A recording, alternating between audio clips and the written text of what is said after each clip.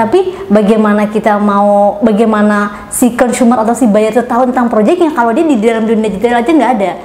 Untuk saya sendiri sih, to be honest, kalau untuk jadi agent properti itu baru sih Mas. Baru? Itu, ya baru kurang lebih sekitar hampir 2 tahun lah gitu kan. Itu pun juga saya harus banyak belajar gitu.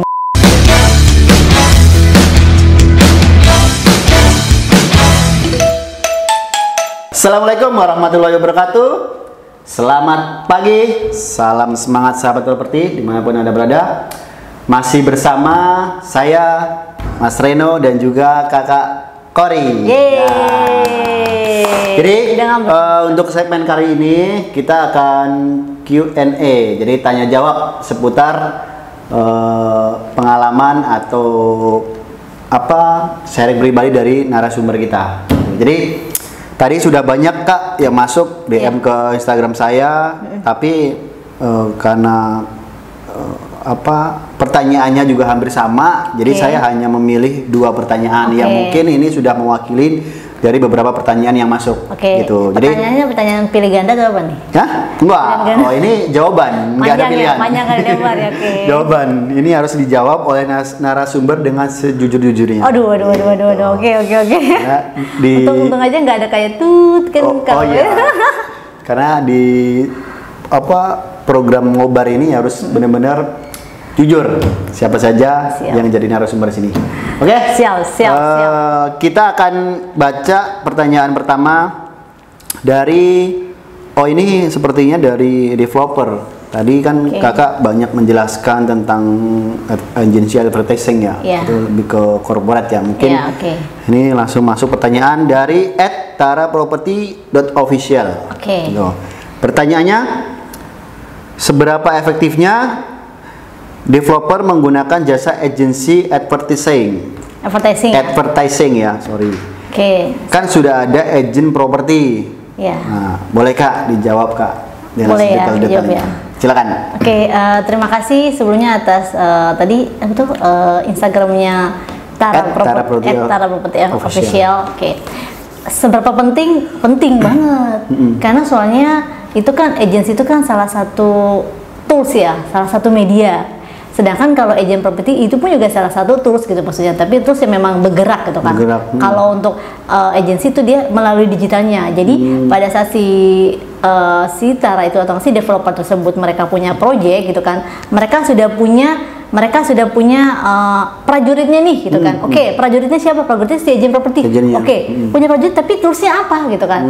Kalau mungkin dulu toolsnya masih pakai bambu, saja gitu kalau kita pemperanya. Tapi kalau sekarang toolsnya apa? Karena kita sekarang sudah zamannya digital, jadi kita harus pakai digital kayak gitu sih.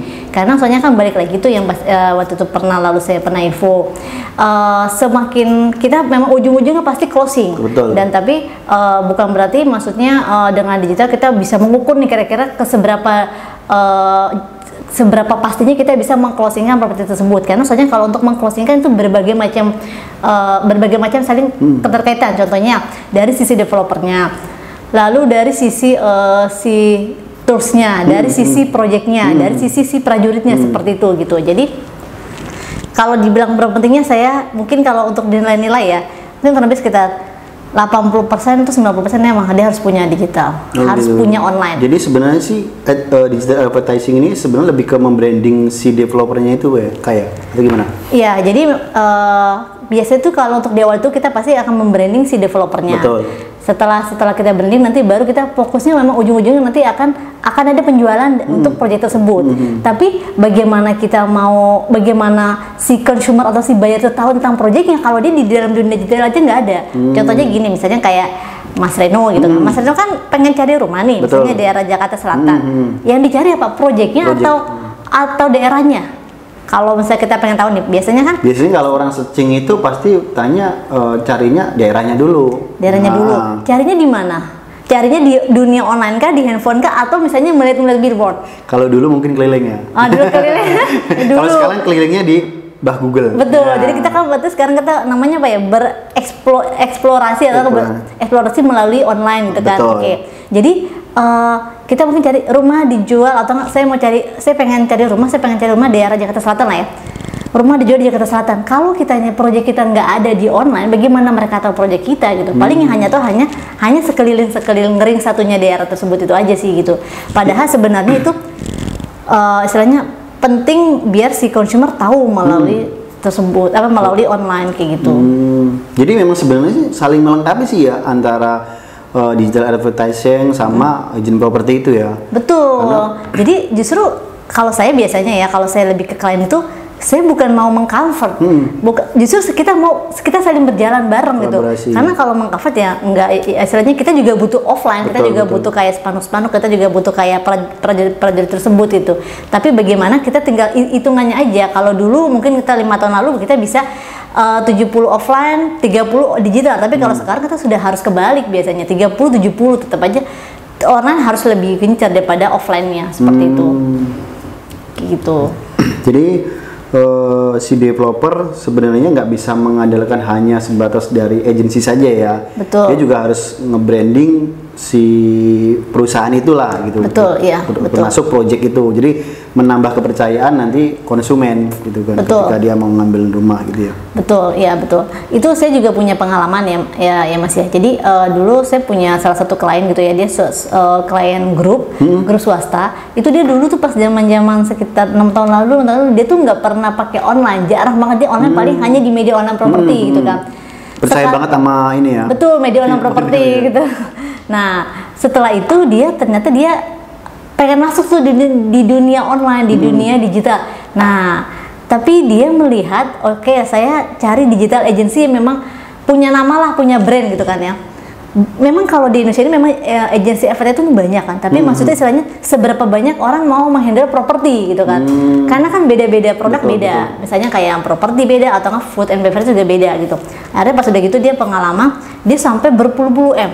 Setelah itu nggak ada hasilnya. Akhirnya pas dia datang ke kita, dia ngobrol, dia jadi agak-agak trauma begitu. Maksudnya traumanya dia bilang ke saya, Mbak, ya saya pernah di agensi tapi saya sampai ber-MM kayak gitu. Saya dibikin video, pokoknya kalau untuk kreatifnya oke lah, maksudnya dibikin video, tapi itu nggak ada hasilnya ya, yang kurang. Betul, kayak gitu. Jadi sebenarnya dibalikin lagi, boleh di agensi istilahnya oke juga di agensi, tapi maksudnya kira-kira mau agensinya seperti apa kayak gitu. Setidaknya minimal dia sudah 50% mereka sudah biasa handle properti gitu. Karena kebanyakan untuk agensi advertising sendiri mungkin campur kali Mbak ya, nggak terfokus cuma di satu produk. Kayak tadi kan yang rencana Mbak mau bentuk kan Indonesia Property, itu kan lebih ke satu produk, jadi memang benar-benar nguasain produk properti aja gitu. Iya, contoh case-nya gini, saya kan kurang lebih 70% saya memang punya klien properti. Selain itu kita punya perbankan tentang mengenai KPR ke properti, udah gitu mengenai home appliance seperti itu kan. Nih, satu dari proyek properti misalnya yang saya punya, anggaplah 5 proyek, 5 case, itu treatmentnya berbeda, istilahnya digitalnya pun juga berbeda, atau segmen pun juga berbeda antara apartemen yang mungkin harganya 800-an, 700-an daerah Bintaro, sama apartemen juga yang sama-sama notabene high rise juga daerah Depok, mungkin harganya 400-an, itu berbeda. Jadi treatmentnya pun juga berbeda. Jadi itu sih perlunya kalau saya infokan kepada klien-klien untuk yang developer gitu proyeknya, bagus, don't be scared untuk kalau kita berpromosi melalui agensi, tapi di make sure agensi itu memang dia cukup comfortable untuk handle properti seperti itu. Jadi secara langsung juga untuk cost-nya dia juga mengurangi kan. Kalau misalkan dia nggak dikelola sama agensi advertising, berarti kan dia harus bayar tim pemasaran, termasuk cost dan lain-lain gitu iya, kan. Betul. Jadi dia ada fixed cost kan. Iya. Nah, dari satu agensi aja kita sudah menutupi marketing komunikasi, udah gitu kayak mungkin digital marketingnya, udah gitu mungkin tim teknik IT-nya itu dari satu developer aja, mungkin yang middle yang dia punya satu project yang 100 unit atau enggak yang 50 unit, dia butuh berapa orang tim? Anggaplah dia butuh 3 tim. 3 tim di satu bidang, markom 1, IT 1, misalnya pemasaran 1 gitu kan. Nah, dari satu bidang ini dia butuh berapa bulan untuk mencapai goalnya seperti itu.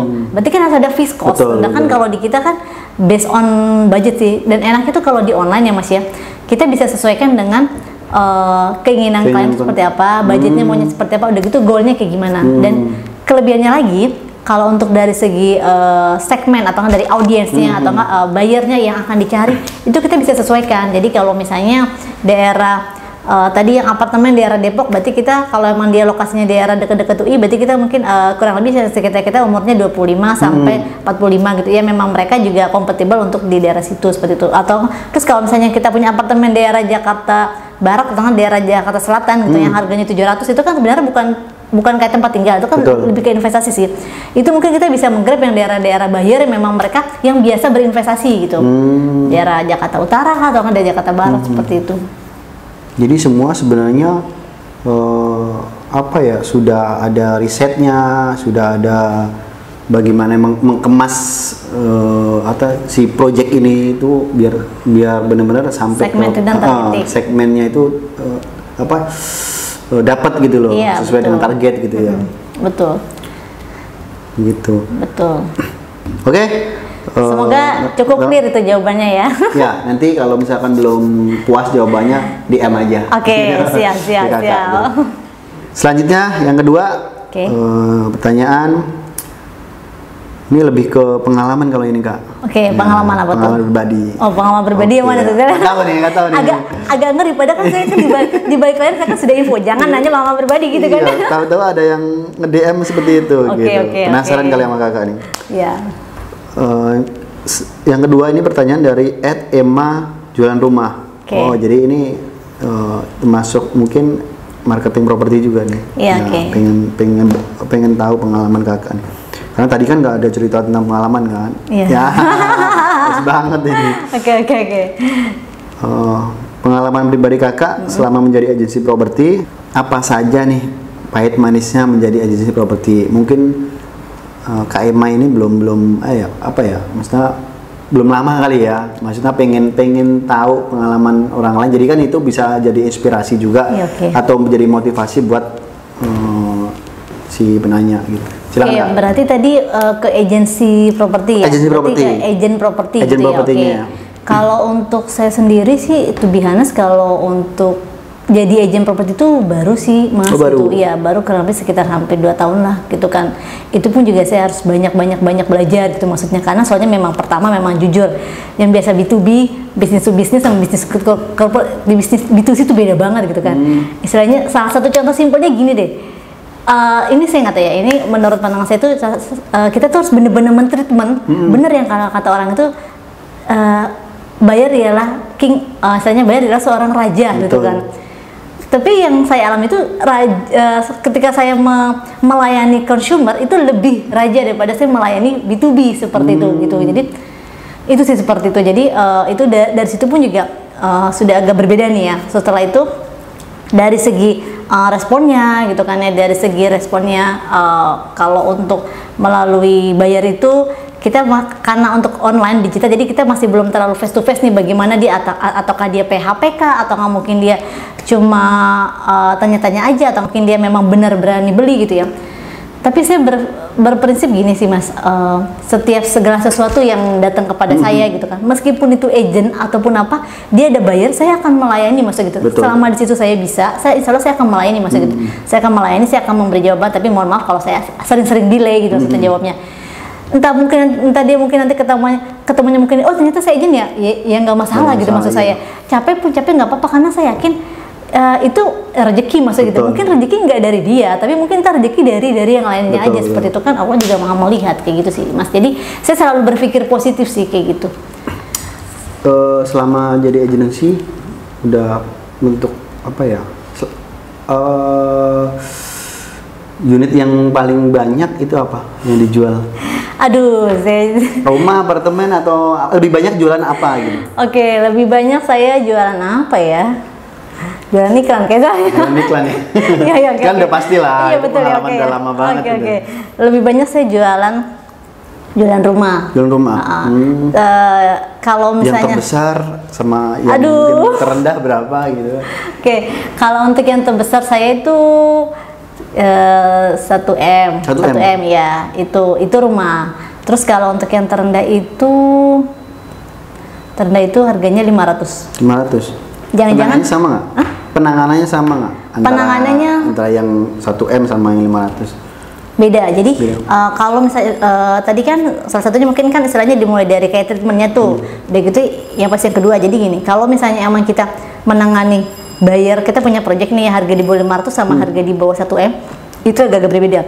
Kalau di bawah harga 500 itu istilahnya kita butuh effortnya sih sama, effortnya sama ya, karena kita butuh treatment gitu kan. Tapi kalau di bawah 500 itu dia lebih ke ya udah saya mau project yang sesuai dengan budget saya, yang sesuai dengan cicilan saya seperti itu. Jadi entah mungkin antara beda tipis tuh antara keinginan sama kemampuan gitu. Betul. Tapi kalau yang harga 1M-an atau kayak harga 2M itu lebih saya punya duit, saya senang kalau saya senang project itu dia akan beli. Jadi lebih ke model ya, bentuk fisik gitu ya, atau kenyamanan. Kalau iya, kalau untuk harga 1M tuh dia lebih kenyamanan gitu. Jadi dia lebih ke kenyamanan, kalau dia nyaman dengan project tersebut, meskipun itu mungkin kalaupun dia suka kan, meskipun tuh harganya mungkin lebih agak termasuk mahal, dia akan beli seperti itu. Tapi kalau misalnya untuk yang di bawah harga 500 dia pengen tapi ternyata mungkin dia nggak mampu, ya susah juga kayak gitu sih.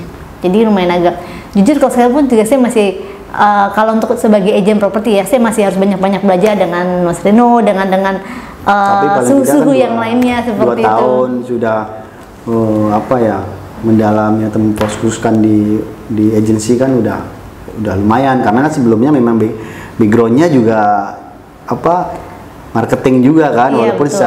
secara real marketingnya kan produknya berbeda gitu. Iya betul. Jujur yang tadi yang pas yang saya bilang itu ini ada plus tambahannya gitu. Tadi kan karena memang saya kan tadinya saya hanya menjualkan cari klien supaya betul. Pasang. Udah gitu saya di agensi saya belajar bagaimana caranya mendapatkan klien nih gitu. Sekarang saya sudah dapetin, saya sudah menjual developer terus berkaitan, kenapa nggak saya coba jual properti sendiri gitu kan. Jadi sekarang tadi kan tahap pertama tahap 1 sampai 2 tahun kan, berarti sekarang tahap saya untuk menjual untuk project properti sendiri gitu. Nanti untuk kedepannya baru saya akan explore, kalau saya sudah punya properti sendiri berarti saya harus bisa punya project sendiri. Amin. Step-stepnya pasti. Betul. Ya, kayak gitu. Ini tambahan nih. Apa tuh? Apa ya? Kayaknya saya kalau tambahan dari ini speaker saya agak gimana gitu ya, agak deg-degan gimana gitu ya. Apa goals kakak sendiri yang mungkin belum tercapai, atau mungkin yang ingin kakak capai di tahun ini apa gitu? Jadi biar sekalian nanti didoain nih sama sahabat properti ini. Goals ya? Iya. Oke. Kalau yang pribadi saya cukup udah mati aja kayaknya. Jangan dong. Kalau sekiranya enak diutarakan, omongin aja. Oke. Motivasi. Sifatnya ya? Seperti itu. Oke, siap ya. Goal saya di tahun ini, Bismillah itu dalam soal pekerjaan ya, saya pengen jadi kayak yang review itu kan, review untuk properti. Karena tuh saya belum pernah. Terus kedua, saya memang berdoa tuh saya pengen punya project properti sendiri gitu, karena di situ saya ada, kenapa saya harus punya project properti sendiri, karena saya harus ada goal sendiri. Betul, memang di sananya gitu, yang rencananya tuh saya pengen kombinisasi antara properti sama kegiatan sosial dan kemanusiaan seperti itu kayak gitu. Terus ya satu lagi apa tuh? Ya itu sih ya ini ada sahabat properti yang pada nonton ini, penasaran gitu. Oke, ya maksudnya ya istilahnya saya pengen lebih lebih bermanfaat untuk terutama ke dalam saya, keluarga saya gitu, keluarga inti dan keluarga besar seperti itu sih. Amin. Alhamdulillah. Nggak apa-apa, cukup di situ aja, tidak usah perlu yang lainnya nanti mungkin kalau mau lebih ke privasi DM aja. Boleh kak ya? Boleh. Gitu.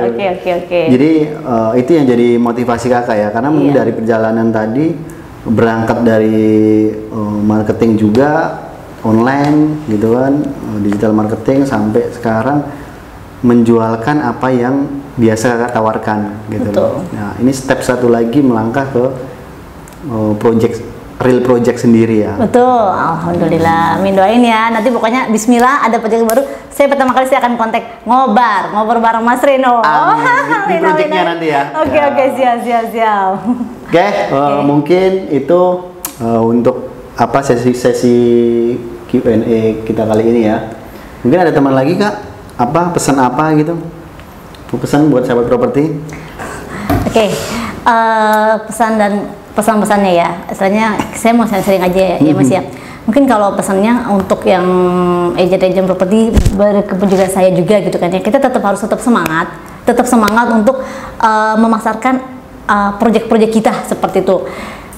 boleh ada ujian, ada cobaan, justru itu nggak apa-apa. Dengan ujian itu, dengan cobaan itu, justru kita harus berpikir kreatif gitu kan. Dulu kita biasa pakai offline gitu kan, rumah terkenal dengan offline, tapi ternyata pas begini brek, mau nggak mau kita harus berubah. Kita harus pakai yang namanya online digital seperti itu. Oke. Terus kalau misalnya untuk bayar properti, menurut saya itu sebenarnya kita ini saatnya kita harus memilih properti. Kita harus membeli properti. Memang kalau misalnya sekarang ini kan banyak yang saya nanti dulu deh Mbak, karena soalnya saya masih belum cukup Kak, atau seperti apa. Tapi kalau misalnya kita hitung-hitungan, kalau kita hitungan pakai pendapatan yang kita dapat selama setahun itu kita, dan dengan kenaikan properti yang akan kita tuju itu nggak akan sebanding, maksudnya nggak akan sebanding. Itu kalau dihitung-hitung pun juga tidak akan sebanding, kecuali memang kita punya bisnis samping lainnya. Contohnya misalnya saat ini kita income istilahnya 2 digit lah, 2 digit yang depannya 1 gitu kan ya. Kita mungkin bisa dapat rumah daerah Depok yang harganya sekitar 500-an gitu kan ya, dan itu yang mungkin cicilannya sekitar 4 juta 5 juta itu. Tapi kalau kita menunda kita tahun ke depan, itu rumahnya harga naik, tapi kitanya malah dapatnya malah lebih ke pinggir seperti itu. Jadi sebenarnya memang apa yang kita inginkan itu, rumah itu salah satu hal memang kita inginkan. Jadi kita harus benar-benar berusaha gitu, dan jangan takut sih, kita kan masih punya, saya sebagai muslim kita masih punya Allah gitu kan ya. Dimana kita ada niatnya baik, di situ pasti Allah akan ada jalannya sih, seperti itu. Penting yakin, terus udah yakin, berusaha dan berdoa, pasti di situ akan ada jalannya, pasti saya yakin. Kayak gitu. Jadi tetap bersemangat ya. Pesan yang luar biasa nih gitu. Sebenarnya sih itu saya menyemangati diri juga. Oke, terima kasih Kak Kori udah datang ke sini. Terima kasih juga Mas Reno. Sukses selalu dan juga apa yang menjadi goals tercapai semuanya. Alhamdulillah. Baik, sahabat properti, mungkin sesi kita ngobar dan juga Q&A untuk sesi kali ini kita sudahi. Sebelumnya terima kasih juga kepada Tara Property Official dan juga Emma Jualan Rumah yang sudah berkenan menyimak video kami dan juga menanyakan seputar berkaitan dengan narasumber gitu ya. Silakan bagi sahabat properti yang sekiranya bermanfaat video ini, silakan like, komen dan share video ini, dan jangan lupa subscribe dan nyalakan lonceng tombolnya agar terus mendapat update video terbaru saya. Oke, terima kasih. Selamat pagi. Salam sahabat properti. Makasih Kak. Makasih Kak. Makasih Mas Rino. Makasih.